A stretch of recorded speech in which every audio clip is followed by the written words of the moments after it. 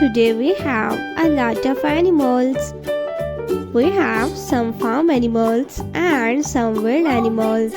Let's learn their names one by one. Are you ready, kids? Let's start. The first animal is snake. This is snake. The next one is tiger. This is tiger. Tiger. The next animal is llama. This is llama. Llama. The next animal is elephant. This is elephant.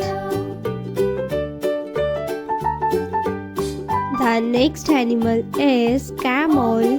This is camel. Camel. The next one is a cat. This is cat. Monkey.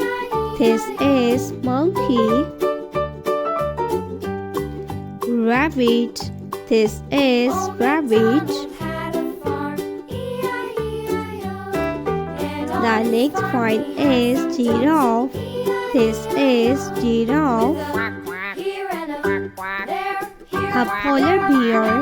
This is polar bear.